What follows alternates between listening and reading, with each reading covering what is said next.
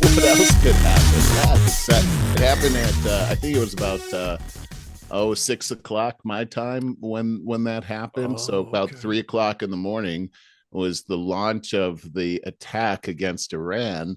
And immediately I was hearing that this was a preemptive strike Hmm. against Iran, and that they were only days away from having nuclear capability, which they have vowed to use against Israel. So this is probably a long time coming. At the same time, we know negotiations have been going on for weeks now between the United States and Iran about that nuclear program. And last week, I saw a headline that said, you know, uh, that the Iranians were saying, "How dare you tell us what we can do with our nuclear program?" So it looked like that whole thing was going south, and I think this is a result of that. Well, I agree. I have some good summaries on this. My take on it, though, is just immediately my take on it was, oh, here we go. Israel just treating Trump like a chump again, treating the United States like a chump again. And literally, it reminds me of Dennis the Menace turning around the corner and hitting some big dude with a slingshot because he knows he's got his big cousin behind him. Yeah, yeah. That's exactly Well, what it feels like to it me. kind of does. And at the same time, I don't know. I mean, we just don't know, because more and more it feels that Israel is a vassal state of the United States. I don't know this for sure, but it does seem like we pretty much have a lot of control over what goes on over in Israel. I think it's the other way And around. well, I don't know. If you take a look at the money, the money is definitely the bigger money holder is the United States, not Israel. And so But Israel calls there the is a lot of shots. speculation. Israel calls the shots. I don't know that for sure, and I don't think that, but I think there's a lot of speculation that you're right. I don't know. You'd have to show me exactly for sure, but a lot of things do look like that. So we're going to see what happens with this. I don't believe that the United States, Rubio is saying we are not involved in this decision. I don't believe that. Right. I don't believe that either. I haven't believed anything coming out of this administration for over a month now. Hmm. But and we can lead into that. But for now, let's talk about this. It's called Operation Rising Lion. What happened last night? I'll share my notes so that it's easier for people to follow that are actually watching.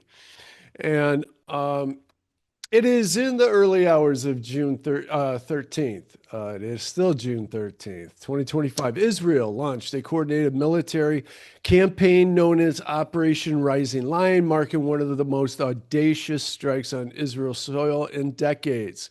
What it was, a multi pronged offensive combining massive airstrikes with covert operations by Israeli forces, IDF and Mossad, including smuggled drones and embedded sabotage units inside Iran.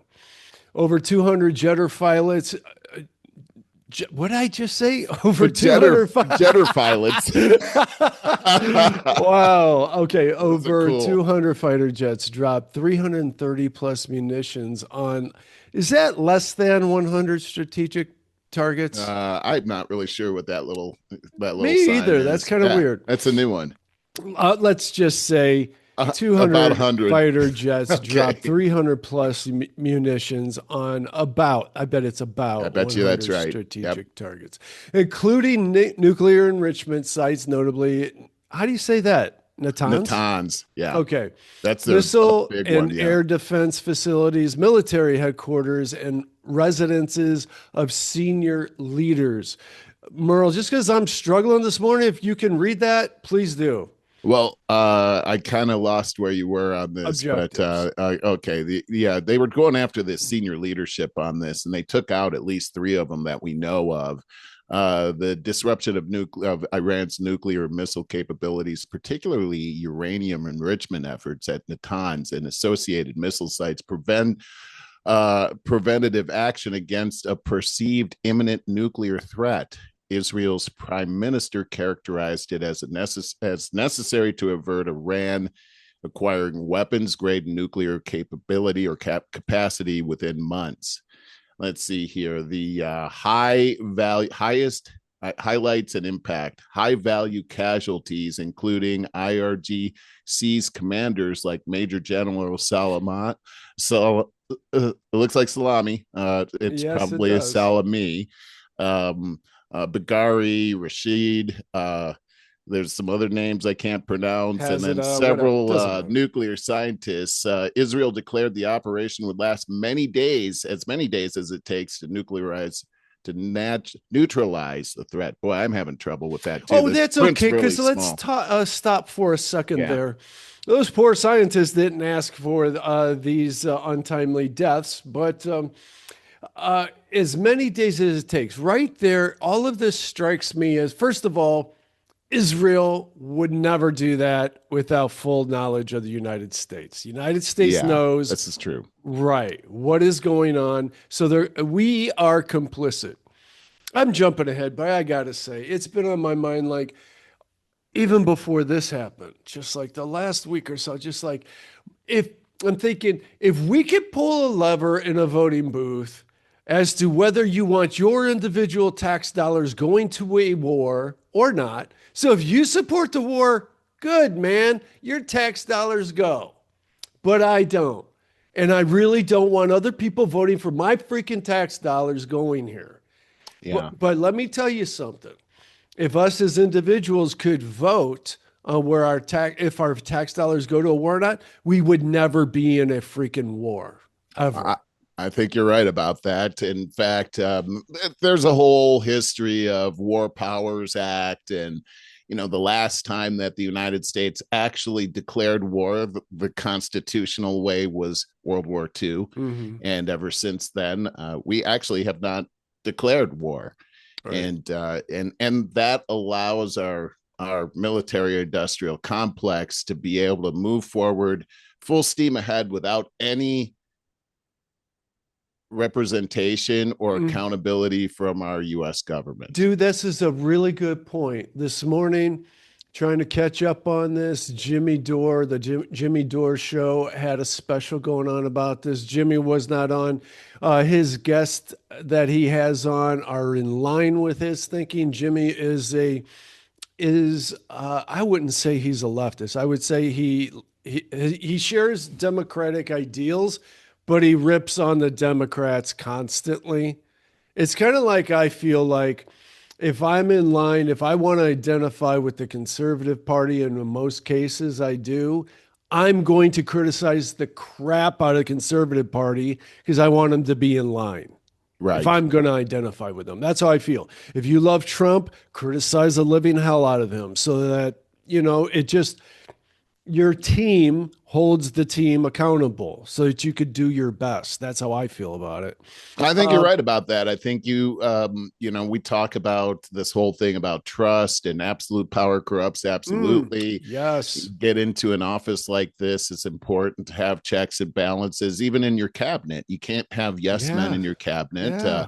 And they have groupthink. That's how the Cuban Missile Crisis happened, and so Right. this is very important stuff you're talking about here. Right. And it was leading to a point that just escaped me, but it was about about the complicitness. Let's see, what were they saying? Oh, to your end, what they said about the constitutional, whoever the speaker was, the guest on this was it. He was good. He made a good point, but because of our talks on here and what you have brought up many times, I was astute as to what was being pulled on me. So this guy says, oh, this is an unconstitutional act of war that, we can't just go and do this thing. And so anti-Trump, anti-Trump, anti-Trump. And I thought, wow, if I bring this up with Merle's going to go, but everybody's done this every time since World War II. And I'm going to say, but that doesn't make it right. No, it doesn't. Right. And I I want you agree. to respond from there after we come all I, that I far. think you're right about that. Here's the thing that we're looking at, and I totally agree with. I can't argue with what you said, any of what you said, but I will say this: Iran has terrible intentions for Israel and the United States. United States. They've been very clear for years, many years on this. I'm not sure where to go with that. I just see Israel being the aggressor It for the looks like last it from our year media, but and dragging us along to yeah, clean up the mess. days away from having their own nuclear facility in order to launch that. That's what this is really all Not sure about. if I believe that either, Well, but okay. you don't have to believe it, but that's what's going on out there as far as what's in the news. That's what the prime minister is saying, and we've heard those rumblings from Iran for about 20 years now, Okay. starting with Ahmadinejad. Do you remember him? No, I don't. Ahmadinejad was what's called a 12er. He was the president of Iran for let's say since 2000. He was probably president for about 12 of those years. Uh, he believed in complete destruction of Israel. That's actually when the nuclear program started, and it started under him for the very purpose of destroying Israel. That's what this has been about this entire time. That's why it was so important when Obama sent that big plane load of cash over to Iran and gave them the ability to move forward with their Iranian program. Under the Trump administration, he put sanctions in place to really cut off their ability to afford the nuclear program, and they were definitely cut off. They weren't building that. But under the Biden administration, Biden cut off all of the sanctions, allowing Iran to start selling oil again. That was a big deal. And over the last 4 years, Iran has become cash rich. At the exact same time, the international terrorist network that Iran sponsors became extremely active in the Houthis, Hamas, the Hutus that were attacking Saudi Arabia. All of that was infused with huge cash, starting with the plane load of cash that Obama sent over there. And that's when the world started to light up with terrorism. And now we've got this nuke. I mean, when you take a look at the terrorist activities through Hamas and Hezbollah and the Houthis, it's hard to not believe that they want to use that nuke to increase the damage that they're doing. They want Israel to be gone. They All right. call it the small Satan, the little Satan. Do you know who the great Satan is? I would imagine Satan. Well, that's what we would say, but they say it's the United States. So they Oh, hate okay. Israel, but they hate us way more. I could understand everybody in the world hating the United States. I wouldn't say that. I mean, there's countries that completely depend on us that I wouldn't say everybody hates us for sure. Yeah, But I could see where there are there places is we do a some good. parody, or there's this not parody, but there's this polarity where we've got a lot of countries that are like the United States, and then you got a lot of countries that are like Iran. And China and Russia would be right there included with Iran and North Korea. I would say about the context of this, for my benefit, I wish this were like this happened a day later because I could pretty much guarantee that the Patrick Bet David podcast will do a special on this today. I would Oh, think I would so. imagine Pat He PBD he's a being a he's Iranian. Iranian. Yeah, Yeah, yeah. and so I mean, I don't. I'm just not great at remembering all the geopolitical stuff because I would never was super interested in it. And but he talks like, oh man, Iran was always a really great country, or maybe, I mean, there was a switching of power, and I forget There who it was. was and who Well, the they Shah go of Iran from to came in. who. Yeah, the Shah of Iran came in around the 50s after World War II. That's when Iran, Iran was actually aligned with Adolf Hitler during World War II. They actually were named Persia before that. They were not Iran. Iran was the name that they changed it to during World War II.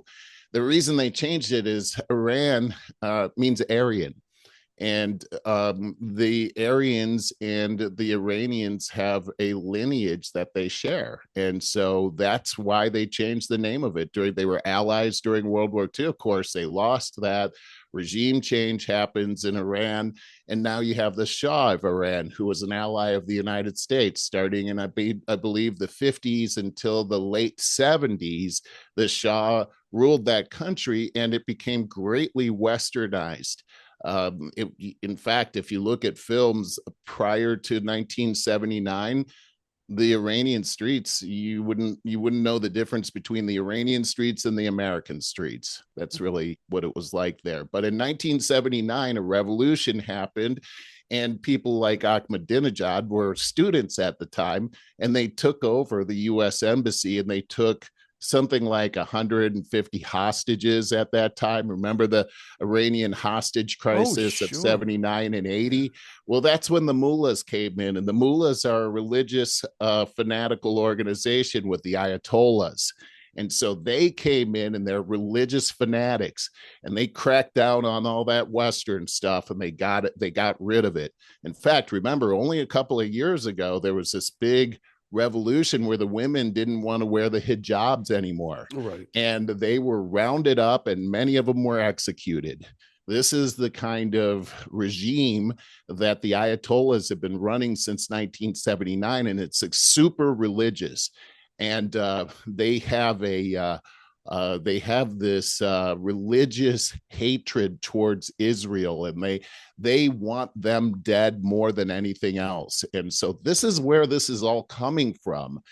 They have a religious vendetta against the Jews, and they want all Jews to die. That's what they state. That's why they're saying that every Friday in the Tehran Square, they have a rally. They've been having this rally since 1979, where I don't know if you've ever seen it before, but they are fanatical. This whole town square is packed with people jumping up and down, shouting in their language, death to America, death to Israel. And so this has been going on, and it's fanatical. And the Israelis found that this is the narrative, that only days away from having the fully enriched nuclear materials to form a bomb within 3 days. Once they have the materials, they can have a bomb within 3 days. And they're saying they can't wait anymore. With these negotiations that have failed between the US and Iran, they felt that this was the time they needed to protect themselves. And as bad as this is, and it's ugly, what if they didn't do it? What would happen? And hindsight's 2020 on that. If a Mhm. nuke were to go off, then we would all say, why didn't we take action when we had the opportunity? And one nuke could take out that entire Israeli area. Like, they're all done.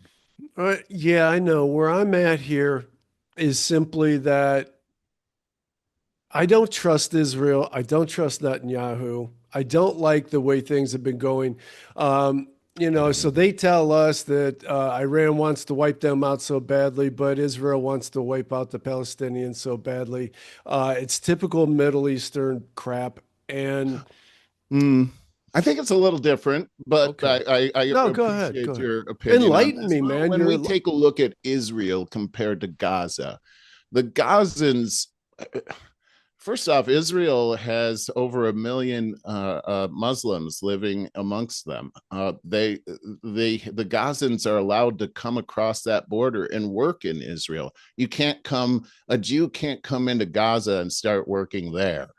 um, you have this assimilation that's a melting pot in Israel itself amongst the people. It's not all Jewish over there, it's a melting pot. But when you go to these other areas that are run by these Islamic states, it is not like that at all. It is completely segregated. You cannot be a Jew and go to those areas. So I see this way differently. This is I don't trust the Israeli government, but I do see that there is a big difference in how each of those entities treats each other. Well, I'm certainly going to keep an open mind on that, and I'm looking forward to gaining more knowledge. I know Dave Smith will have a lot to chime in on. He's super knowledgeable about that. Of course, PBD will as well, and he's got a great panel on this. So I'll be keeping an open mind and learning a lot more about it. Oh, Just haven't been liking what Israel's been doing to us thus far. I don't I don't like it either. I don't like a lot of this stuff, but I also realize that some of these things that are happening, if they don't happen, it's going to be a lot uglier. And that's to my point of this nuclear thing, which has been going on for years and years. We've been watching this for years. I do follow international politics and world events and study those things. But when you take a look at what happened under the Obama administration and this green light to start enriching nuclear or enriching what is it? The material that they enrich Plutonium? plutonium and all that kind of stuff. Oh, Then uranium. It's uranium, uranium. right, and then take a look. I mean, that you look at the relationship between Iran and Russia, and they have they're allies. And then think about what happened when Hillary Clinton was Secretary of State. She actually sold out our uranium reserves that are actually located here in the United States to Russia. That meant that Iran had access to that sweet uranium that is really a national security item. Hillary was in the spotlight for a minute on that, and then they were able to bury that news item. This happened in like 2014. Well, that gave Iran the ability to start enriching that uranium. And that's when Obama sent that plane load of cash and gave them all those, hey, open it up. Well, as soon as Trump got in there in 2016, he did everything he could to shut it down, and he did. But then Biden got there and they shut it all off. This is why we're at the location that we're at. They empowered Iran. They empowered them not only to enrich that uranium and put us where we are right now, but they also endangered the world because they fed into those terrorist networks. We all know that Iran is the biggest state sponsor of terrorism in the world, and we've been seeing it in living color every day. Now, take a look at the administrations that were involved in that from the United States, and look at the repercussions we're paying here in the United States with all of the people that have come in illegally into this country. At the same time they were doing that, they were doing this thing too. And now it's like, look at the news today. What do we focus on? Do we focus on the fact that our country is blowing up right now? Look at Los Angeles. That's nothing compared to what could happen this weekend with this No Kings protest that's going to happen in every major city in the United States. And it's all geared on what happened in Los Angeles this past week. And so With it that, seems like we have people here in our own country, large amounts of people in high positions that are geared against our country and are trying to bring us down. Go ahead, Barry. well, I want to piggyback on what you said there. So you want to talk about the No Kings parade and of course the LA riots. And with that, I'll just say that I also have. Um, I'm going to tease. I have this thing I want to talk to you about at the end. I figure it's kind of on the lighter side, but it's Christian, and it's Christian influencers. There's two Christian influencers. Influencers is just always such a negative connotation to me. Right. Under fire from evangelical followers for promoting immodest athleisure wear line. It's Huh. two hot babes that claim the Christians that are modeling skimpy stuff to get followers. And I want to get your take on it when we go there towards at the Okay. end All right. and explore that. Yeah, that sounds terrible. I do like they do the sexy nun thing, and I find that to be super creepy. I really do. Yeah, I I don't just okay. think So you're playing with sexy fire nun. there. Yeah, yeah, yeah. Okay, so I have a headline here that it's a segue from where we are with everything else. I say, who's really in charge? We'll get back to these headlines, but briefly, it's like, why do we not hear about anything about more about Trump's assassination attempt tour? Yes. Yeah, why are we in more wars now with Trump rather than less? Why is DOGE defunct and we have this big effing bill, as I call it, big beautiful bill, being pushed through the Senate right now, and which will raise our debt, and so that's not being talked about whatsoever. Why did Pam Bondi? I have clips on this. Why did Pam Blondie, tell us why there were thousands? She had thousands, tens of thousands of Epstein tapes, and Patel's making a fool of himself every week with his incredible poker face, saying, "Trust me, there aren't any." Wait, Uh, was that incredible poker face? Does he? That was a joke, right? Dude, yeah, I'll show you. Patel, when he's Like he's telling like the a deer in the truth. Yeah, headlights. dude, he's like Schiff, Adam Schiff, Oh, he is like that isn't with he? the facial He's expressions. the right That equal is to not Adam good. Schiff. And if we get to this, man, all in the news the last couple of weeks, Palantir. And Palantir Yeah, is that's financed scary by the stuff. CIA's venture Yeah. capitalists. I don't like this at all. Yeah, we don't have to talk about it this week because it's going to be around a while, but Yeah. that's one of those big things. So those are the main things that I have, and I have clips of Kash Patel making a fool of himself on Rogan, trying to follow up from that disaster that he and his deputy Bongino. Bongino. Yeah. Yeah, from that they're trying to save face on that, and Well, he and does a I want terrible job. I know it's ugly. And Yeah. also I want to be able to talk about the decision that the district judge made last night to hand over control of the National Guard in Oh California boy. to Newsom. Then it seems to me maybe if you want, do you want to start with the LA riots and that heading right there, Yeah, possibly can fresh? you play that cue up that tape of Nancy Pelosi? I think that's where we want to start here. Because Okay. this is a very interesting thing. As soon as this happened on Friday of last week, this has been going on for a week now. I became very interested. The first thing I heard was that the National Guard was called out.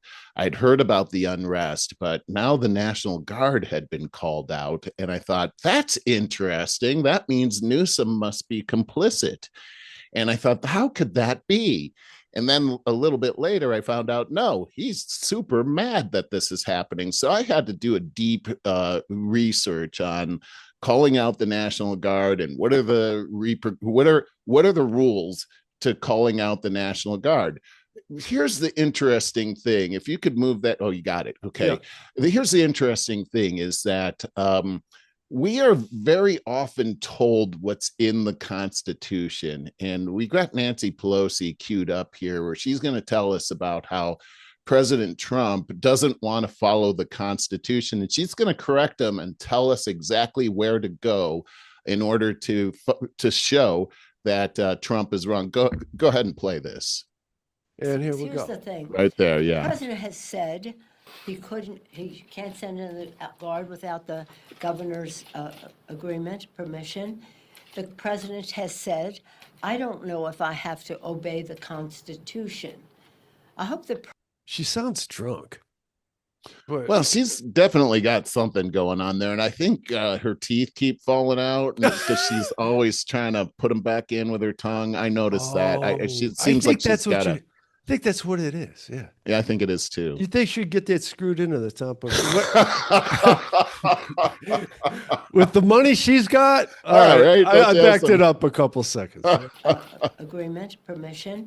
The president has said, I don't know if I have to obey the Constitution.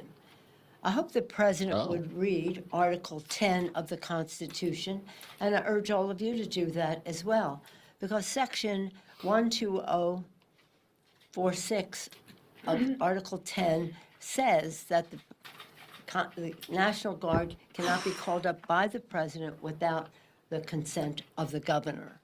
So that is the basis under which he's proceeding.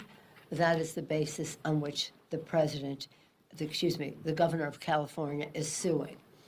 Really, I think it's really important for. Let's stop it right there. She sounds drunk to me. Oh, she man. does. She sounds terrible. Okay, so what she just told us is that you can find in the Constitution a place where it says that the president has to get the governor's permission to call out the National Guard.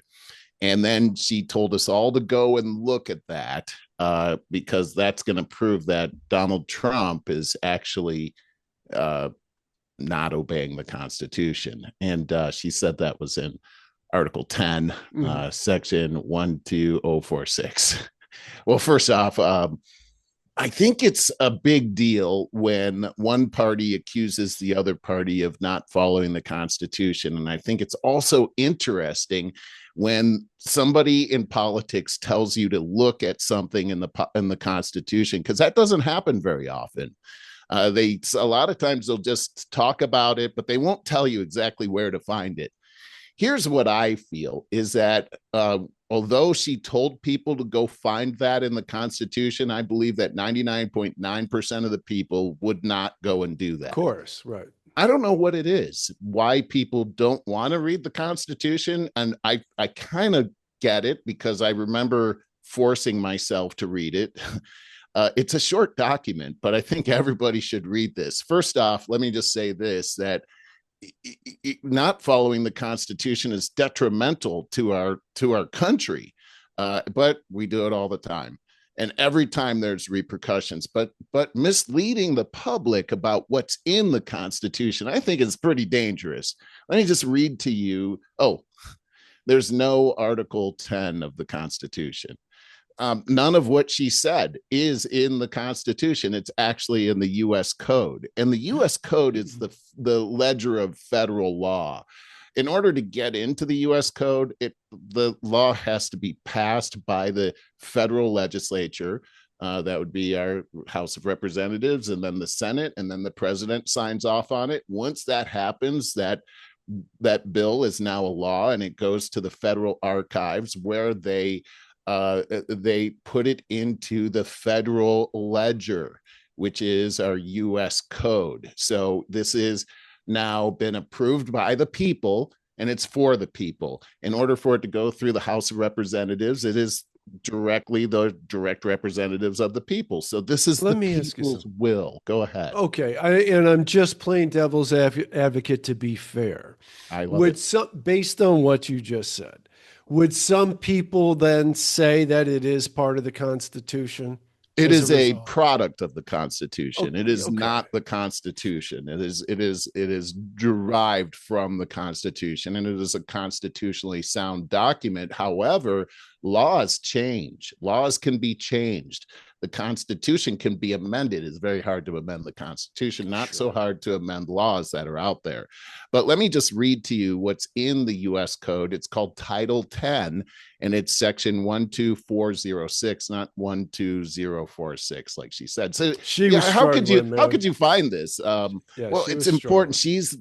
Takes an oath to this stuff, but can't tell us where to find it. I think that's odd. But let me just read what it says. National Guard in federal service call whenever, one, the United States or any of the Commonwealths or possessions is invaded or is in danger of invasion by a foreign nation. Well, we saw the federal building being attacked actually on Thursday and Friday. That's a federal building, much like the Capitol is a federal building. Word for that. It's kind of like riot, but against federal property, they call that insurrection. Oh, that's it. Yeah, that's it. Yeah. Well, let me get to that part too. That's only used on rare occasions. Yeah. And number two is there is a rebellion or danger of rebellion against the authority of the government of the United States. And number three, if the president is unable with the regular forces to execute the laws of the United States. Those are the conditions now that the president may call into federal service members of the units of the National Guard of any state in such numbers as he considers necessary to repeal the invasion. suppress the rebellion or execute those laws. Now, get this: orders for these purposes shall be issued through the governors of the states, or in the case of the District of Columbia, through the commanding general of the National Guard of the District of Columbia. Now, that does not say that the governor has to give approval. Now, let me just read this. The president absolutely does have the authority to federalize the National Guard without governor's approval in cases of insurrection, domestic violence, or unlawful obstruction to the federal law. The statute explicitly states that the president may call the Guard into federal service, and orders shall be issued through the governors, which is an administrative process and not a requirement of consent. This is what's in the U.S. Code. What she just said was completely false, but everyone is saying it. Now, just yesterday, this is the crazy thing, is that the courts came out and they said, they just put an injunction on this whole thing. Let me just open up this link right here. Nope, that's not it. Oh, I put it as the top story, as a matter of fact, because I think it's that important. I had my computer went down, so this is why I'm looking at it on here. But this is outrageous to me, Barry. Last night, the Ninth Circuit grants temporary stay of order for Trump administration to hand back control to California National Guard. A federal judge ruled that President Donald Trump acted illegally when he seized control of California's National Guard during ICE-related riots in Los Angeles. The U.S. District Judge again, Barry, they only are in control of a district, not the country. This is the constitutional crisis I've been talking about. His name is Charles Breyer, issued the decision Thursday siding with Newsom and ordering Trump to return control of the Guard to the state forthwith. He says his actions were illegal, both exceeding the scope of his statutory authority, which we just read in U.S. Code, Title 10. That is his statutory authority, but he's saying exceeding the scope of his statutory authority and violating the 10th Amendment to the United States Constitution. By the way, what that says is that anything that's not in the Constitution is under the domain of the state or local or the people themselves, government. And so he's saying that apparently this Title 10, Section 12409 that I just read to you must not exist. He's saying that federalism is not an option. This is some pretty wild stuff right here, and this is constitutionally. This is a constitutional crisis, Barry. The president has complete authority over immigration, over the border, over this situation, as we just read. But the court system is attacking this whole thing, and through a district court, which is outside of their jurisdiction anyhow. This all started when Newsom went to sue Donald Trump on Tuesday, used his Secretary of State to put that in Bonta. And this is what they came back on. But it smacks of a real problem that we're having with our with our government right now. Could you summarize that problem, please? Well, the problem is that we have a system of checks and balances here. And under the Constitution, the first article, the second article, and the third article of the Constitution, it lists out the roles of the legislature, the executive office, and the judicial branch. And these have their own responsibilities that are divided up. It is not the responsibility of the legislature to do the job of the judicial branch and vice versa. The judicial branch is according to the Constitution, is supposed to only be taking the laws that are on the books, like U.S. Code, like the U.S. Code I just read in Title 10, and they are supposed to be able to judge according to those codes that are ledgered in the U.S. Code. Okay, that's their only job. They're not supposed to go outside of that. When they go outside of that, they're acting like the legislature and the executive office. In this case, they are completely outside of their constitutional authority and saying that the president, who has complete constitutional authority over this matter, is constitutionally inept because he doesn't have authority. But we just read what his authority is. Now, you asked a perfect question.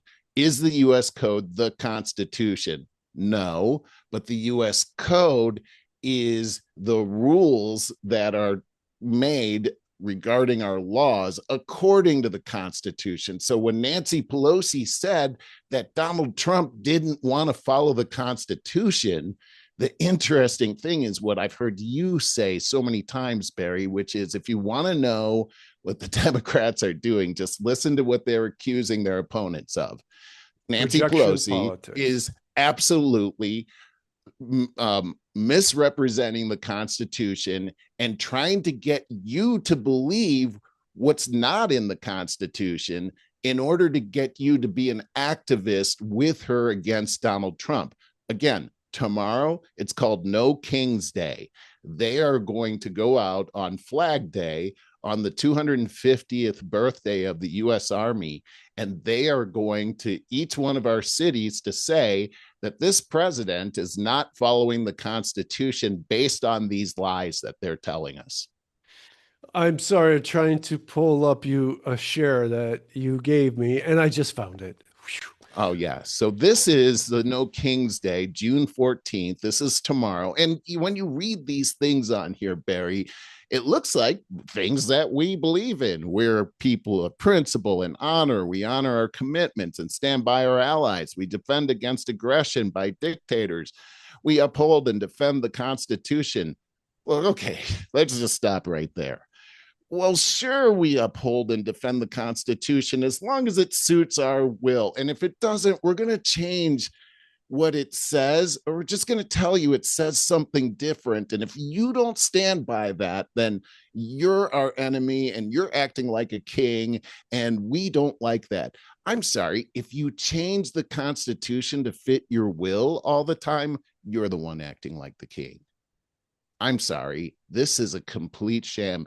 Anybody watching this that sees this, please don't go to this event. This is anti-American. And by the way, this go to the bottom of that page, and if you could zoom in a little bit here, you can see who this is paid for by. Paid for by Christy Walton. Okay, that's a full page ad in the New York Times right there. Do you know who Christy Walton is? The views represented here are solely those of Christy Walton of the Walmart family. Yeah, she is the heiress of the Walmart fortune, and she is one of the richest women in the world. She hates Donald Trump. She's part of the Lincoln Project. Remember the Lincoln Project during the first Trump administration? She is all about tearing down what the United States has built up. Let's not forget that Walmart put out of business the family stores, all the family drug stores, all the family, little bodegas and things like that were going on that we're trying to say. Did a hell of a job with COVID on that. Shutting down those places. And these are the kind of people that were behind all that money to Walmart and Amazon. Barry, it's so interesting when you take a look at these people that were involved, and they're mostly these very rich billionaires that are communists. And it's funny too when you listen to people like Bernie Sanders talking about the oligarchs and how we got to get rid of them oligarchs. And you got these people like Bill Gates, Bill Gates. Yeah, sorry. And you've got this woman, Walton. I mean, these people are literally huge billionaires that are pumping money into this. But what's even more interesting is when you start to take a look at who these people are, and who's financing these efforts. Josh Hawley right now has opened up a probe targeting the Coalition of Humane Immigrant Rights of Los Angeles. This is CHIRLA, alleging it provided logistical support and financial resources to protesters. This is an organization that has received millions and millions of dollars of government financial help, our tax dollars actually, and they're actually supporting this and giving making signs and providing even weapons that they believe are being provided by. But more interestingly is this group called the Party for Socialism and Liberation. This is linked through conservative media to unrest, some allege foreign ties, including possible Chinese Communist Party influence. Well, I started looking into this group, the Party for Socialism and Liberation is what it's called. And I got some information on the leader of that, who is he's a billionaire, another billionaire. His name is Neville Roy. I got his last name somewhere here. I'm a little disorganized with my notes today because my computer went down, but this guy's name, I got it here somewhere, Barry. Neville Roy Singham. Neville Roy Singham is a billionaire. He is married to the leader of Code Pink. These people have been working to destroy the fabric of our society for a long time. A lot of these signs that the protesters are carrying in Los Angeles, you turn it around, it's got their logo on it. So they're providing all the signs. They're providing this. He's completely linked up with the Chinese Communist Party. He's working with the Chinese Communist Party to destroy India as well. Howley's looking at this guy as a foreign agent, and that he should be declared as a foreign agent. But here's what's happening. There's a bunch of other groups too that are involved with this No Kings weekend protest. So many of them have deep ties to the Chinese Communist Party. And look what they're trying to do. I mean, ultimately, they're trying to cause a civil war here in the United States. That is the Chinese Communist Party's goal. You look at all the fentanyl they've sent in here, killing off all our military-aged youth. This is the war. The war is happening right now. Just no one's saying that it's a war, except for some of us. Well, I think we're headed to that one way or another. That's for sure. Things aren't going well in this country right now. And it looks like our own government, and in particular in the Democrat Party, but also in the Republican Party, has been compromised by the CCP or their entities. They might not even know they're compromised by the CCP, but that's what's happening. And you can see it all over the place. As I've done my investigation, it's all weaponized against us. These people are not just spontaneously coming out and marching. Some of them are, but many of them are paid to come out and do this. I mean, it's just a ridiculous thing when you look at Los Angeles and the fact that it's a sanctuary city. Millions of more people came into Los Angeles when they opened up the border. I witnessed that myself. All these young men wearing black shirts, running around in big groups, and we never saw that before. These are the people that moved into our neighborhoods that are now terrorizing those neighborhoods with crime. That's why I had to leave. And so they did that. Then when ICE came in, there was no surprise that ICE was going to do these raids. We've known about it ever since Trump got elected. So that's been out there. The raids happen. They pick up people that are pretty violent criminals. Then the protests happen. They're firing fireworks and explosives at a federal building, waving Mexican flags and other foreign flags. The police won't lift a finger to help because they've been told by the mayor that they're not allowed, and the governor, that they're not allowed to assist ICE in arrests. They can't assist ICE. So this goes right to Title 10 and that code that we just read, that this is an insurrection. That's what was happening. January, and Nancy, later on in that video that you played, Nancy Pelosi brings up January 6th. I mean, can you believe, like, how can you compare these two events? Anyway, they can't call this an insurrection. That's weird. And don't you think that's weird? That's what an insurrection is. I haven't heard anybody address that. I mean, from the very beginning of these riots, I'm like, that's a police car. And you're burning a police car. Yeah, that's an insurrection right you're there. Throwing huge softball-sized rocks at cops' heads and nothing's happening. No one's going after you. This is This is the zoo animals are loose and nobody's doing anything about it. And they're saying, well, we don't need the National Guard. Trump is unconstitutional. Are you kidding? If I lived there, I would be begging for the National Guard to come and stop this from happening. Well, you know And what that reminds me of exactly during Black Lives Matter, when all of the middle class people said, we need to defund the police. And all the people in the poor neighborhoods are going, wait a minute. We need police here. right. Like what when things get dangerous, that we need to reimagine the police. And this is it right here. This is what reimagining the police looks like. It looks like police hiding under a bridge while huge boulders are raining down on either side so they can't leave, and then explosives and pandemonium, people coming out into the highways and blocking traffic. I mean, setting Waymo cars on fire. Why the Waymo cars? So that was interesting to me. That's a Google company thing. So they burnt up a bunch of, you know what those Waymo cars are? Have you seen them yet, Barry? No, I don't think so. Okay, this is wild, man. These things are in certain cities, they have these cars called Waymos, and they're taxis.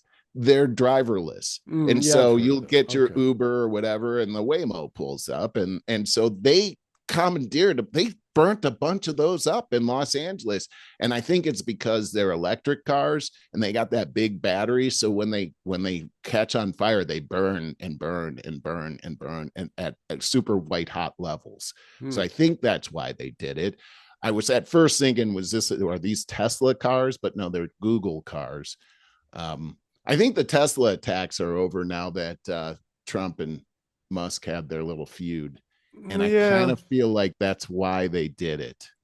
Dude, everything seems like a distraction to me. Like all the LA riot stuff, I haven't been that interested, to be quite honest, because it just feels like a distraction to me. Here's why I'm interested, and I hear what you're saying, because it's like, oh, this again. The problem is because it's going to come to your city. That's why we should be interested. And it's coming on Saturday. Look at the map. Go to the website here. Well, I mean, they actually show you where all of these protests are, and they're everywhere. It's like our country, the map is completely engulfed in these protests. So that's why it's important. What's happening in Los Angeles is going to happen right across the street from you. So be prepared. Saturday, look what happened tomorrow. in New York Saturday. That's right. So Look we're what gonna happened in have New York. riots in our streets tomorrow. Well, look, Padilla yesterday, the senator that broke into Christie, what's her name? No? Yeah, Nome, and got unceremoniously tossed out of that meeting. Did you see that? No, I don't recall. Oh, this was bad. So Christie was talking about what's happening in Los Angeles, and Padilla is a senator there in California and tries to break into the meeting and ask a question and charges the podium. Well, the Secret Service grabbed a hold of his butt and tossed him out of the room as he was yelling, "I'm a senator," but he came in like with just this gusto and got tossed out. It's ugly. It looks ugly on both sides. But later, Padilla comes up to the podium and he talks about how I'm a senator and they treated me like this. Really, they're going to treat you like this. This is outrageous. And the thing that's so ironic about that is how they treated Trump and how they arrested him and even shot at him. But I get what the guy is saying. And so then he uses that as an opportunity to say, this is why we're having the No Kings weekend on Saturday, and go out there and protest like I did. No violence. Well, the guy did charge the podium. So here's an acting senator giving you a preview of what Saturday is going to be like. All right, I guess we'll have to wait and see. Because I hadn't heard anything about this until you told me about it. It's all over the media, all over the press. Look, there was a full page ad in the New York Times you just pulled up. They've gotten the word out on this, and it's going to be interesting to see what happens. This isn't the first time that they've pulled this group has pulled a boycott of of America. Several months back, they did that, and you didn't really hear about it. But I think this is going to be bigger. Lots of organizations involved, and we'll have to see. Okay. Well, Don't go. no, I don't think I'll be going. So, like I said, we have lots of distractions going on. We got Elon Musk and his split from Trump, comes up with a black eye, Come on. very mysteriously. And Well, the he next, said it was his son.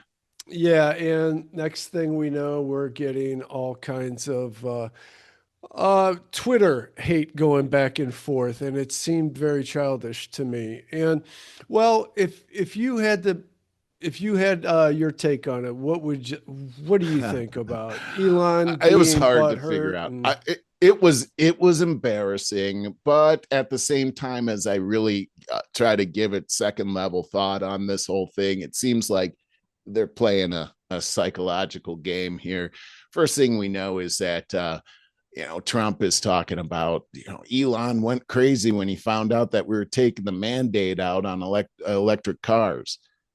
But Trump campaigned on that. He there's no surprise there. I don't think Elon was expecting that. We're never getting the truth. That's for sure. And so and we always knew that Elon was going to leave that office, and they even had the number of days. So he actually left on the exact day they said he would leave when he first came in.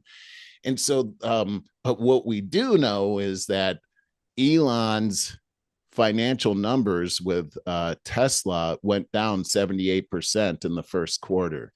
And you had all these, it seems to me that most of his clientele were Democrats to begin with. Oh, sure. And so then when he leaves office and they get into this little so-called spat, it seemed like he became their golden boy again. And I would imagine that we're going to see that in the Tesla numbers. So I think that Elon laughed and told Trump, I need a little help with this Tesla business. Can we act like we're in an argument here over DOGE? And I mean, I can't tell you what happened, but I bet you if we take a look at the second quarter numbers for Elon, we're going to see an uptick. All right. That's interesting. That's interesting. What about you? What did you think? It's really personal where I come from, man. I mean, it sounds bad, but Elon, a guy on the spectrum, probably grew up on, what is that called? Adderall. Mm-hmm. And there's a lot of suspicion that he dabbles with ketamine and Adderall. I don't know. No, he's admitted it. Oh, has he? Okay. Yeah. Okay. Then, all right. Then I'm not speaking out of turn. I think he went on a bit of a bender. I think things went a little out of hand. And then he had his hangover where he apologized. That's my guess. I mean, I don't know. But DOGE was a failure. And how so? Because he didn't cut $2 trillion from the economy. I didn't get I don't even know what the number is. Do you? It went from 2 trillion down to 1 trillion. Last I heard, it was supposed to be 150 billion.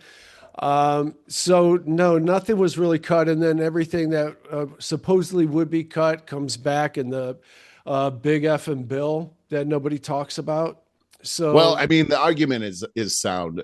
We're trying to cut money from our debt, right? And then this bill comes out that's going to add trillions of dollars to our debt. And what's up with that? Well, right. And the only thing I could come up with is because our system is set up that way. It can't look. The fact is if we owe what, $35 trillion or 37 trillion dollars. Do you know that we don't have $37 trillion? Like if we pulled all of our money together and put it into the bank, it wouldn't equal 30. It would be far short of $37 trillion. Right. Okay. So what would happen if we started to pay off the debt is we would create a depression. And that's the problem with trying to pay off the debt. The only way that it looks like it's healthy is if you keep adding more debt to it. And that's what it looks like the big, beautiful bill does. And look, if they tried to do something else, it would cause the economy to go into reverse, which nobody in politics can afford to do. And so it's like the system is gamed, it's rigged against us. It's called a debt-based monetary system. This is why. And so every time these politicians get up and tell us about the debt and how we're going to pay this off, they can't do it, or they don't understand that they can't do it. It's not an easy thing to figure out. It's taken me years to wrap my head around this whole thing. But the fact of the matter is, it's not possible to do unless you change up the whole system. And the system that we have right now under the central banking system is built on what's called fiat money. Fiat money doesn't have anything backing it. And therefore it's susceptible to wild swings in deflation and inflation. And that makes your whole country unstable, because as we've really identified on this show, economy's everything. If you don't have a good economy, you can't have a good military, and therefore you're vulnerable to the wiles of evil from other nations. You have to have a good economy first. And this is where we are threatened. And the globalists that control this know that and have kept us under bondage, because if we try to get out from underneath of them, they put the screws to us with higher interest rates, because they're in complete control of that, and they can completely control how much, if we're having steak or grits. I mean, that's really the bottom line. Remember that video that you brought up about North Korea and the woman that came over? I forgot her name. Yemeni Park. Yes, and she talked about how if you're starving, you can't really concentrate on overcoming the government. Well, these people have that kind of control over us as well. The only way, as you and I have talked about, to get out from underneath of this debt-based monetary system is to declare bankruptcy and go to a gold-backed system. We have to do that. Otherwise, we're not going to make it. And here's the analogy. In 1865, you could take a $25 gold coin and you could buy a nice full suit with the shoes, the nice shirt, the tie, the coat, the slacks, the belt. Today, something like that would cost, I don't know, maybe $1,000, right? Take that same gold coin and cash it in. It's going to equal the same amount to buy that same suit. And so that's what happens when you have your money backed by, or your currency backed by money, real money. That's what gold is, real money. Our dollars are currency. There's a difference. They can print currency, but it has to match up to whatever is backing it. And if there's nothing backing it, then we're in trouble. We have to go to that, because once you go to that, they can't fudge the system anymore. It's like we were talking about Bitcoin and how they have a limited amount. That's how gold works, except for it's much more stable. And this is the only thing we can do. Otherwise, we're just going to play this game every 4 years, and we're going to keep getting further and further behind until the house of cards finally collapse and there's just ultimate world war, because that's how it'll work. I remember a few months ago, I don't know how this worked out, but there was an issue about, we need to take some cameras down into Fort Knox and see if there's actually gold in there. And I never heard anything more about that. I would doubt that there's anything in there but flies. Well, it could be right. I have heard rumors that gold has been filling up in Fort Knox. That I did hear a rumor that a lot of gold was transferred from the Vatican over to Fort Knox because of this weird relationship that we have with the Vatican. I don't know. I can't really get into details on that, but I am hearing that kind of thing. But I don't think it's enough to back up the whole thing. It's interesting in our history. FDR actually, during the war effort, commandeered all the gold. No, I didn't know that. It was illegal for you to hold gold. Really? Yes. So these are we're going into the No Kings weekend. I mean, these progressive Democrats have acted like kings the entire time. Look at what they did during COVID and how Trump locked down the government too. So let's not pretend that the Republicans are innocent here. But look at the both sides are guilty on this. There's no one side that's innocent on this. This is some crazy stuff that's going on, and it seems like complete deception. And once again, as to your point, it's a big distraction to what's really happening in this country. Well, right. I mean, as I said, nobody has talked about the big effing bill. And You're right. I don't know what's in it. well, I heard have a lot tax of cuts notes are on in it. it. Yeah. Yeah, Let's tax hear. cuts where you don't want them, though. But yeah, I could pull up some notes on there. And what I did is I took both the pro and the con.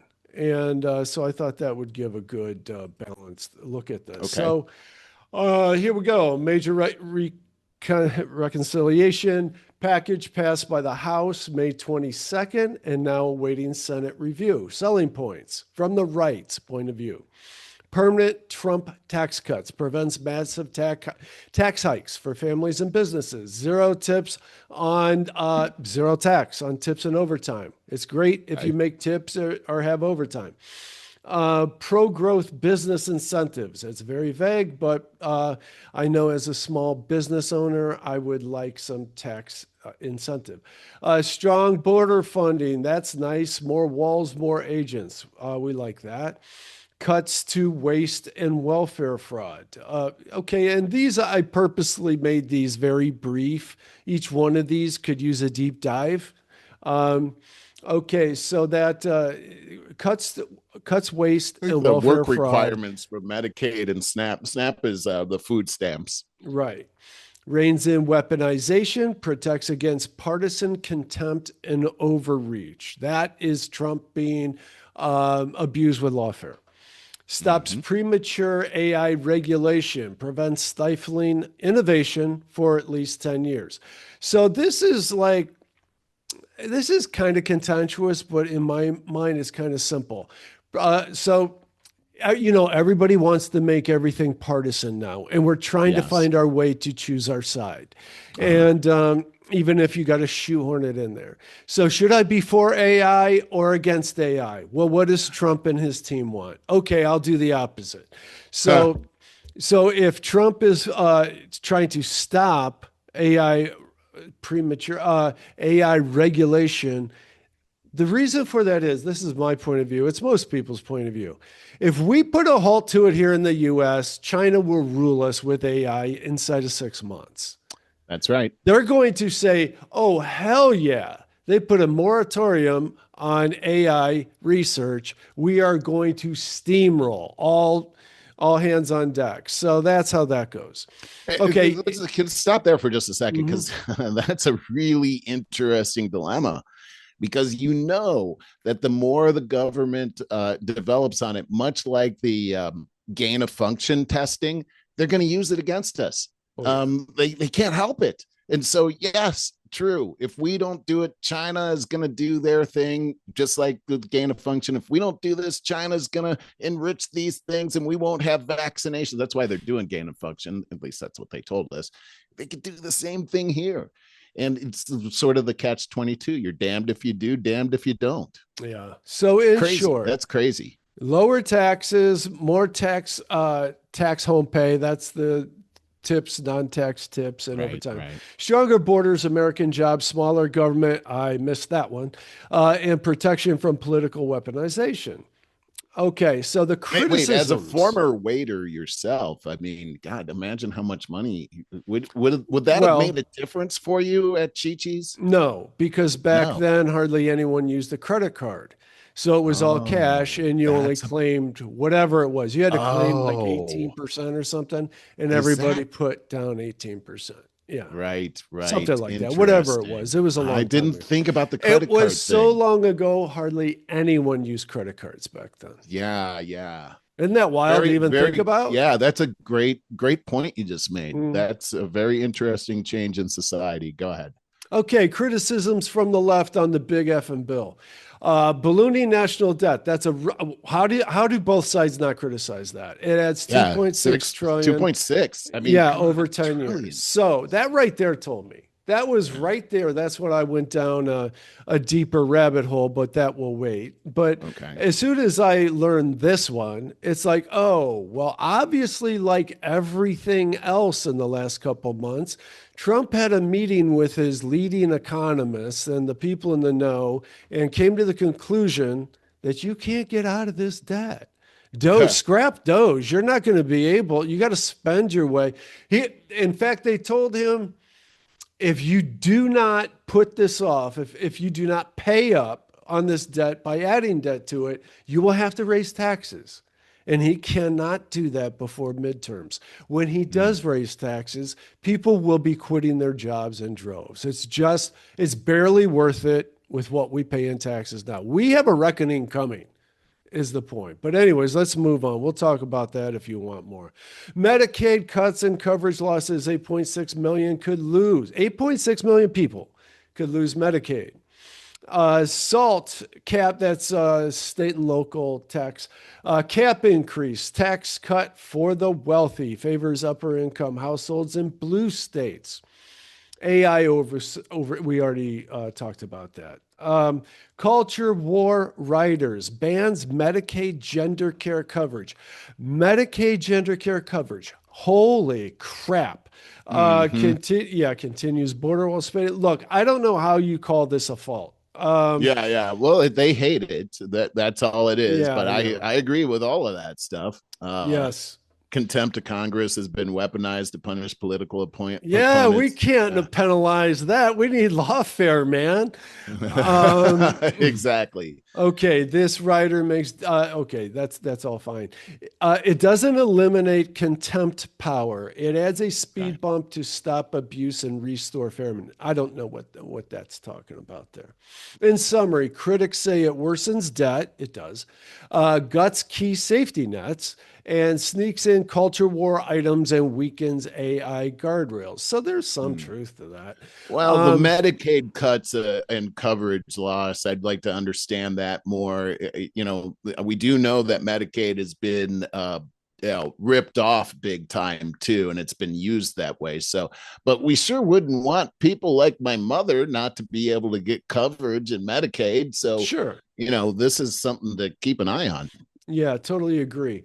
So we're kind of going to have to start looking at the clock here. Yeah. I wanted to talk about the Kash Patel, the latest there. Like I said, there was just a whole lot of, I had this whole section, who's in charge. So we don't talk about we don't look behind Trump's assassination attempt anymore. It's like, oh, it was this kid, case closed.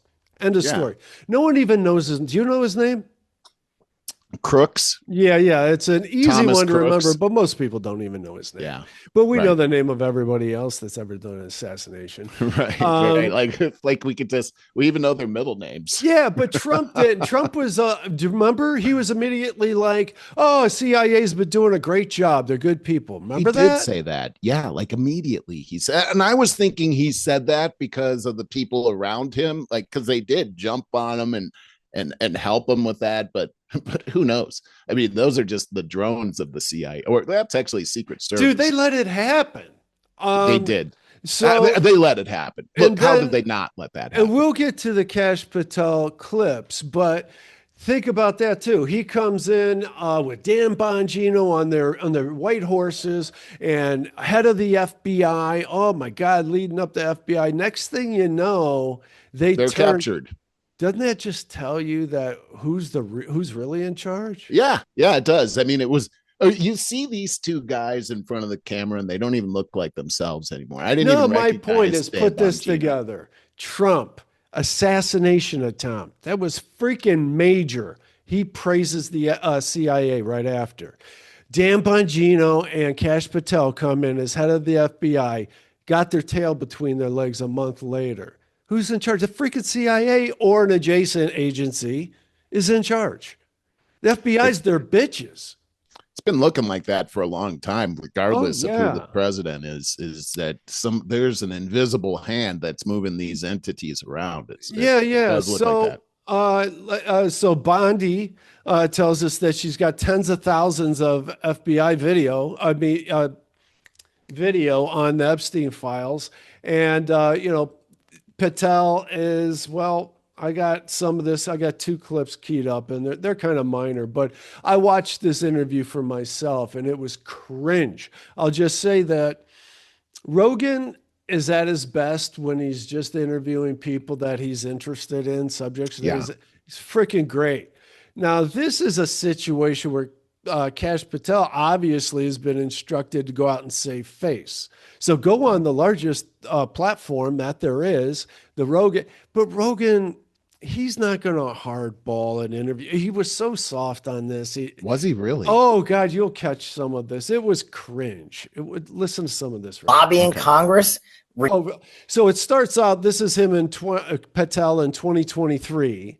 And yeah, then he was a fireball. Yeah. That's how he got the job. And then listen to him. Yeah. Night and day to prevent the disclosure of that list. And why is it that the Senate, and good for Senator Blackburn to try to get it out, but then Dick Durbin comes over the top and says, no, we're not going to release the names. I don't care about the list itself, but if release the names, right? And this is 2025. Change tail between the legs. I've said it. Dan Bongino said it. We've reviewed all the information, and the American public is going to get as much as we can release. He killed himself. Do you think, let's play out the logical conclusion of this. Do you think that myself... Here we go again. He does this at least 3 or 4 times during this interview. He turns it around and he asks you, don't you believe me? Don't you trust me? See, this is, I don't like that. It's an admission of guilt right away. Yeah, as a former...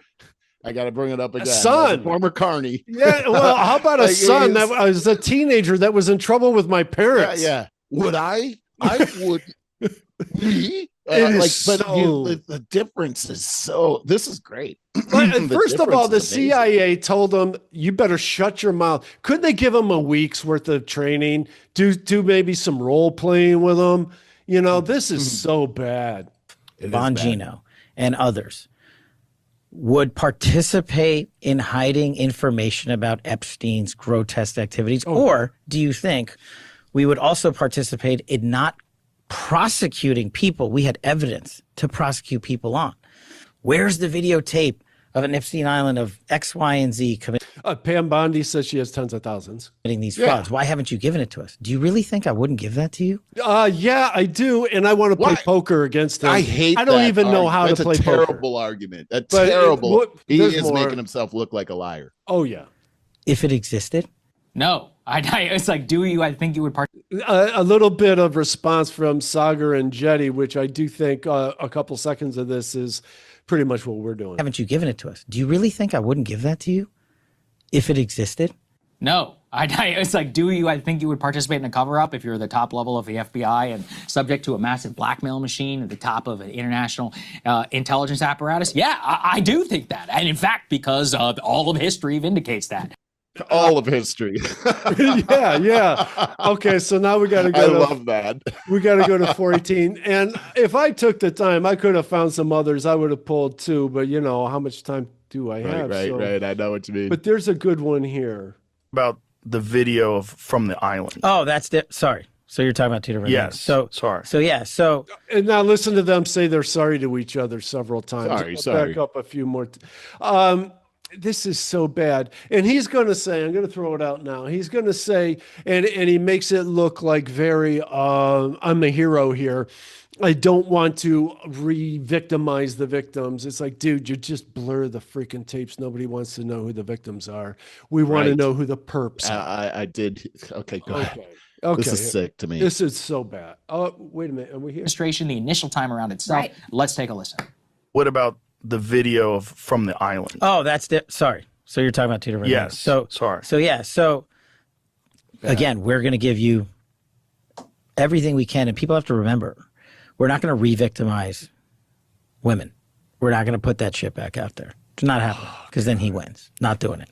You want to hate me for it? Fine. Oh God. Again, logical play out.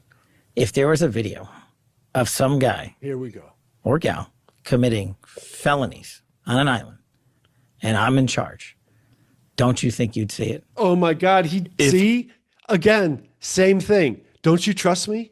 Don't you think I don't understand that asking argument. Me? We're asking you, dude. What a terrible argument. He knows that's a terrible argument because he's been on the other side. And if somebody were to have told, like Joe Biden, don't you think I would have told you if that you can't, that's I'm screen capping this right here. I could stop anywhere and get the same, but I will be using this this picture right here, his poker face. I want to play poker with this dude. You have access. If I have it, period. If I have it, if I have it. I want to play too. Where else would it be? Where else would it be? He keeps asking us. But you can't say that you have it. It's in your hand. Oh, wait, man. No, we're I giving gotta back up a little bit because and I'm in charge. This is where he goes in circles here. And he's not answering. Oh, it's so bad. Let's really listen here.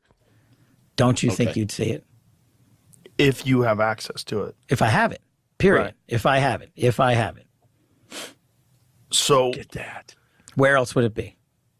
Right. If you have it. Right. But you can't say that you have it. No, we're giving you everything we have. So far. Everything we have so far is. Have you guys gone over all the video that's available? Yeah, that's what I'm telling you. That's what takes so much damn time. But the problem is there's been like 50. Oh, God. That's what that, I don't know, 2 hours worth of interview was like. It was awful, dude. So he's seen all the video. I highly doubt that too. He says so, and then he says, no, we're going through it. He just went in circles. He was just trying not to, he was trying to just run out the clock. And I'll tell you, he's a terrible liar. I mean, to his credit, he's a terrible liar. Yeah. It's more scary when they're really I'm good. highly disappointed, as well as everybody else here. We know there's something there. And the way that they're acting, they've just poured gasoline on the suspicion over this whole thing. Right. Oh, God, it's so bad. So it is bad. Why do you think he is covering on the Epstein files? And I think he's buying time. That there's so many distractions going on. All you got to do is spin for a little bit, and people will forget about it. I found it interesting that Elon Musk brought up that Trump was on the ledger, and insinuating that that's why this has happened. However, we've known that Trump was on the ledger, and he's actually addressed that. So, it still seems like there's something there, and that everybody is guilty on, because if everybody wasn't guilty, why wouldn't you pull that out? Dude, there's it seems like leaders. People on both sides are guilty on this. Just because you're a Republican doesn't mean that you can't fall into this type of criminal activity. And it's not a party thing. Yeah, look at the temptation that they put out there. I mean, it's basically free sex, and nobody's going to know about it. And you can just live out. You come to this island, and no one's going to know. And they all fell for it. And of course, they were falling into a trap. Yeah. I do think that it was an intelligence operation, and I do think that has everything to do with why we are not seeing the evidence right now. I think that there are world circumstances that are a part of this. We've always heard of the honeypots, right? This is how politics are done. And I think a lot of that was going on. And if they were to reveal what happened, that there would be a national security crisis, or maybe worse, which would be, I guess, still a national security crisis, would be the loss of confidence and total confidence in our American government, which could cause an anarchy situation in the streets. Look at what's happened over this immigration thing in Los Angeles, now spreading out to the world. Imagine if something came out about our government through this Epstein thing. I feel like that's what they're concerned about, Barry. Yeah, I think that it's a giant continuing what Epstein was doing. Yeah, took the blackmail cards from him, and the CIA's keeping it for themselves.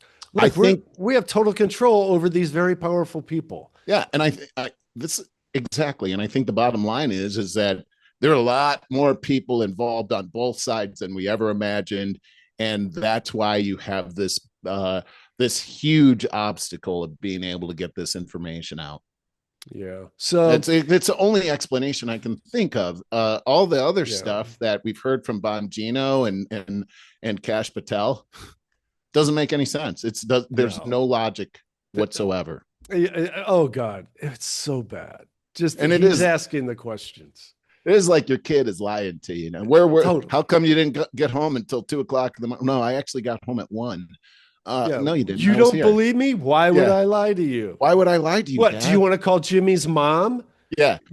Call her up. I got her number right here. Yeah.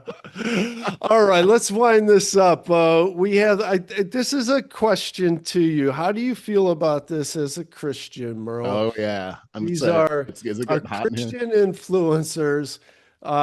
There's some kind of a video here. I didn't watch it. We are always looking for pieces that feel like us, something we can move in, feel confident in, and still reflect our values.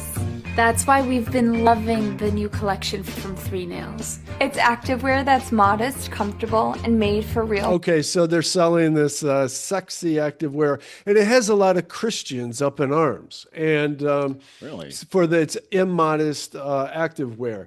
So it's currently they have one of the most popular Christian podcasts in the world, and they just both happen to be have bombshell good looks.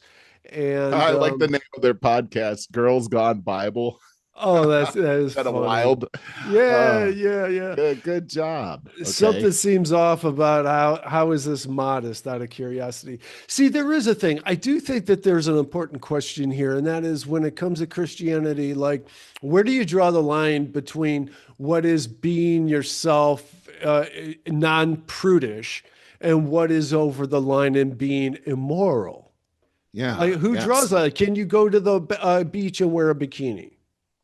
Yeah, I personally think that you can. There's nothing in the Bible that's saying, that you can't, that you've got to wear certain clothes, but there is a moral factor here. As I look at what these women are wearing, it's perfectly acceptable in society. Nothing, if I saw these women walking, they're very attractive. They look great. They're in great shape. I don't personally see anything wrong with anything that they're doing here. I like the name of their show. I think it's a great marketing play on words. They sounded extremely positive. And I think, when you, what I'm getting out of this is not a sexual content. It's more attractive. They're feminine. They're nice looking women. And if I were a young Christian man, I would want to meet women like that. Oh, that's a really good point. I'm trying to find the parts.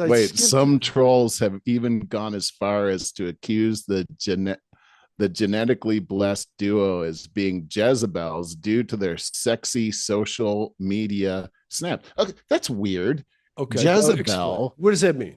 Okay, well, Jezebel is more of a Hillary Clinton type in the Bible. She actually was the king's wife in Israel, and she was evil. And whatever she wanted, she got. There's a story about a property that she was coveting that belonged to another person. When she confronted him, he said, "No, I want this for my family. This is my property." Then she had him murdered, and she took over the property. She was also a Satan worshiper. Nothing to do with sex. Oh, wow.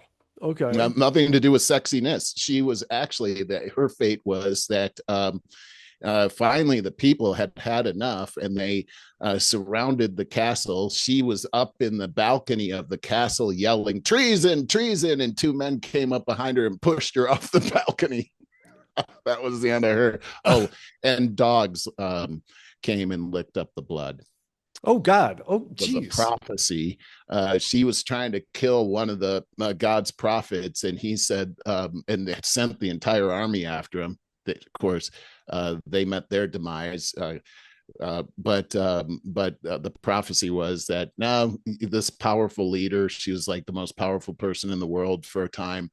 He said, no, your fate is going to be this, and dogs will lick the blood off of your dead body. And that's exactly what happened to her. But calling these women Jezebels is completely not even accurate. It has nothing to do with that. Just a little bit more here. Years before her Christian reinvention, Ariel worked as a model and even graced the pages of racy men's magazines like FHM and Maxim. She also has an IMDb page that would rattle most holy rollers, including the role of Slutty Girl in 2012's Rock of Ages and Gypsy Woman in the devilish thriller American Satan. Okay. How does that make you feel? Well, it makes me feel like this. I saw these girls' ages up at the top. One of them's 29 and the other one's 35. And if let's say you're 29 and you go back 13 years, that's going to bring you to 16. So she was 16. She's a kid. We did dumb things when we were kids. True. Not to be outdone, Angela has quite the pearl-clutching acting career of her own. She appeared in American Horror Story and Hulu's stripper drama Welcome to Chippendales. And perhaps most sacrilegious of all, she played a scantily clad nun in Marilyn Manson's We Know Where You Effin' Live music video. How do you feel about that? I feel like if I were going to make a decision to be in a music video, I would not be in Marilyn Manson's effing live music video. Could it be possible? Could it be possible that they are grifting?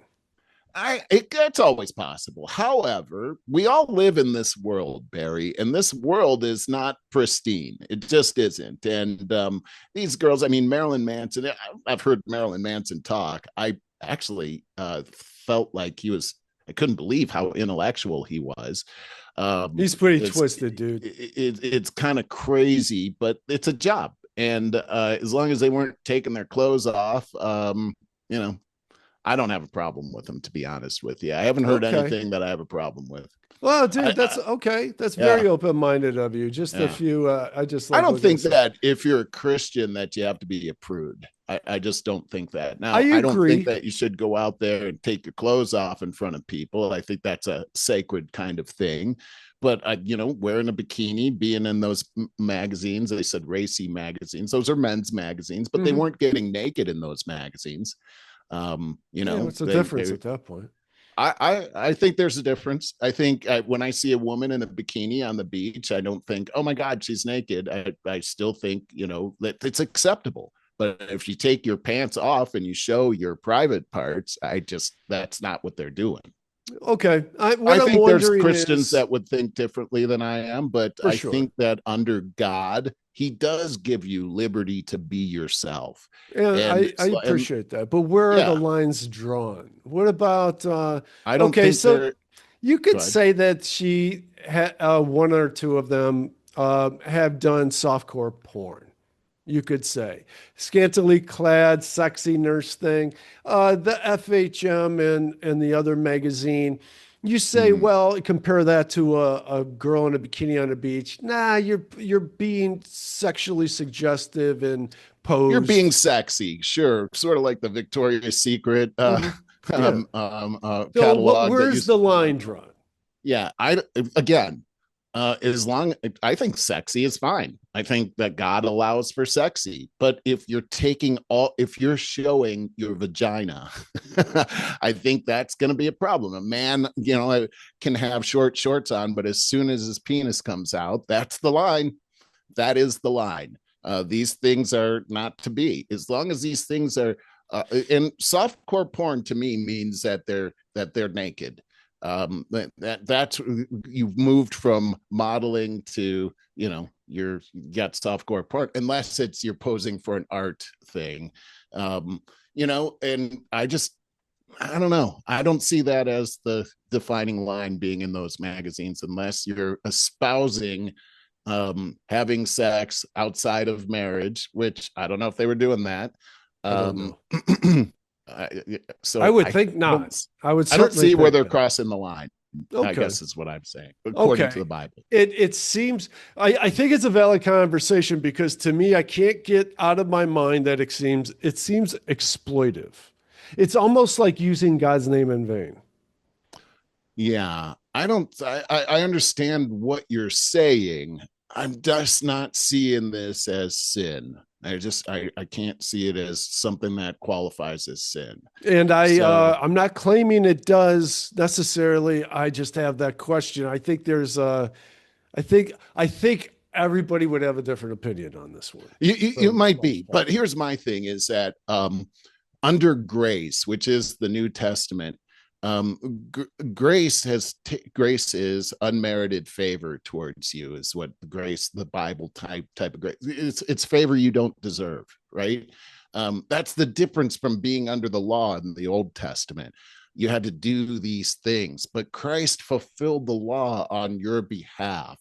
Doesn't mean go out and sin, but it does mean this, that you can be yourself. It doesn't mean do these terrible things. And I'm not seeing them doing terrible things. And I'm not seeing them doing anything outside of the Bible so far. But if they were to strip naked and have sex with people that they're not married to in some kind of forum, then yeah, that would be totally crossing the line. I'm not seeing it here, though. Okay, and I think that other Christians would debate me on this, but there's a thing happening in Christianity where people still think that they're under the law of the old covenant. That we're under the spirit of the law in the new covenant. I'll give you an analogy. It's like the law is 35 miles per hour on this street here, right? That's what the law is. But the spirit of the law is that if somebody runs out in front of my car, that I would slam on the brakes, not continue with the law and go 35. Or that if I had to speed up to 100 miles per hour to avoid getting hit by a truck, the spirit of the law is that I would actually go 100 miles per hour to not get run over by a truck. And so that's what we're under grace. And I think that this encapsulates that. They're not doing anything that is against the law of God, and they're being themselves. And they found a niche in today's day and age where they can actually be influential towards others that don't know God and see that God isn't this prude that doesn't allow you to have any fun in this world. That's a good way to put it. With that, I think we should wrap up. I want to tease a couple of things I think we need to talk about in the near future. One is Palantir. We're going to really have to dig deeper on that. And that's just another governmental overreach using NGOs, non-government organizations. It's scary stuff, do the man. dirty work. Yeah, against the American people. And the Which other is brought to you by Trump. Is brought to you by Trump? Yeah, he's wait till we get to that part of the story. Okay, wait on that. God, that was funny. There's a good teaser right there. We need to talk more about just the realization that we are in a debt with escape velocity. And we did talk a bit about that today, but we need to talk about, we have options on how to deal with it, how to possibly get out of it. And there, I think, take a lot of talking about, a lot of debates. And I think every freaking person in America better start talking about this. I think we better start preparing and influencing our politicians as to what we do. I agree with you. I agree 100%. I think the thing that needs to happen first, which was the first thing that I needed to do, was totally educate myself on what's going on and how the system actually works. Because I have to admit, I did not get it. It's hard. And if we need to simplify what you're about to say. We need to find a way to drip it out so that people I would just recommend that people read this book, the Creature from Jekyll Island. That is it's a big book, but it's a great book. It is a guide. Federal Reserve came about. Yeah, it gives you the history of the Federal Reserve, how it came about, why it came about, who was involved in it, and what they have done since the founding of the Federal Reserve. And you'll be shocked to find out that bailout is the name of the game. They are allowed to really fudge the system. They are allowed to use business practices that no one else is allowed to use, and they're allowed to go bankrupt. And when they go bankrupt, the taxpayer ends up bailing them out, which causes great deals of inflation And meanwhile, they get super rich and we keep getting poorer and poorer so that we serve at their pleasure like indentured servants. Yeah, we need to declare war on them. Yeah, we do. That's why we need to go to the gold standard. That's what we were talking about earlier. Right. This prevents their ability to manipulate and siphon the value of your currency right into their pockets. That's what they've been doing. They've been stealing from you and me all of our lives, and we just didn't know it. Read that book and you'll find out how they're getting away with it. It is glorified Bonnie and Clyde times a billion. Oh, there you go. With that, okay, stay tuned for Mark's AI tip, and please sign up at Over 50 Starting Over. And by the way, it's over50startingover.com. I redid the webpage. Now, when you go to the homepage, straight to the video. And you can leave comments right there on the homepage. Right on. That's cool. It. Over50startingover.com, and catch us at all of our podcast channels and all that. All right, Merle, have a great weekend. Hello there, Over 50 Starting Over friends. Mark Tennant back with you with your AI tip of the week. This week, part 2 of 3, meet ChatGPT, your new personal assistant. Last time we talked about time and how nobody has enough of it. You have to manage your complex schedule, multiple juggling priorities, preparing for important meetings, project deadlines and tasks, just so much to do.